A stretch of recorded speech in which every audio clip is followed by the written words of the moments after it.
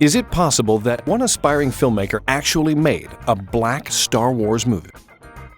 For more than 30 years, Fred Jackson's dreams and struggles to make a different kind of Star Wars film, one made for urban audiences and starring a black hero, had been forgotten or ignored by all but his son.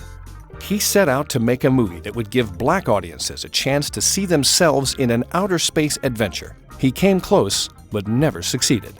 Star Wars. By the time Empire rolled around, and to see Lando Calrissian was something that made, an 11-year-old black kid feel pretty good. Realizing they could potentially make a great deal more money off a Star Wars ripoff film than from their own idea, Solomon Shecky Feldman apparently convinced Fred Jackson to take out a loan against his chain of car washes to use as a licensing fee. This may have been done so that Jackson would assume all the financial risk. There is much speculation that Fox's willingness to license the Star Wars characters to Jackson had been fueled by the belief the company had not made enough money off the urban market that had been created by the new wave of black film. I mean, when you look at the Star Wars comics of the 70s, they had a giant pink rabbit running around. So, something tells me at times that Lucas wasn't exactly paying attention to what was done with his characters.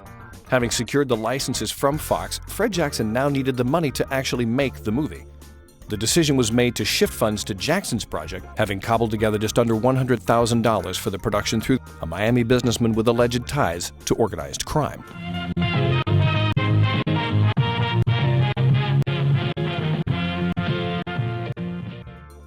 Blackstar Warrior, directed by Frederick Jackson Jr., began principal photography on September 2, 1977, at a converted warehouse in Watts.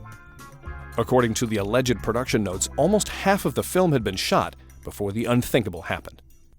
Acting on an anonymous tip that the costumes and models being used had all been stolen from a Fox storage facility, police raided the production, resulting in the confiscation of everything at the location. The only film that seems to have eluded the police raid is the 3 days of raw footage Jackson hoped to use in the first theatrical trailer.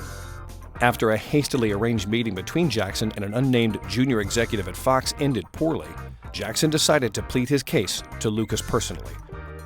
No one, not even Fred's son Marcus, knows for sure what may have happened during this meeting, if it indeed occurred, but there are theories. There are more than a few elements of Blackstar Warrior that seem to have inspired story elements in The Empire Strikes Back, leading to the theory that Fox may have bought everything Frederick Jackson created, including his original characters. This could help explain why a character called Lando appeared in Blackstar Warrior over 2 years before a similar character turned up in The Empire Strikes Back. If there is a conspiracy to keep this from being seen, I don't think Lucas or Lucasfilms is part of that. After Fred Jackson passed away, Marcus came across a box filled with a collection of material from the production forgotten in the family attic.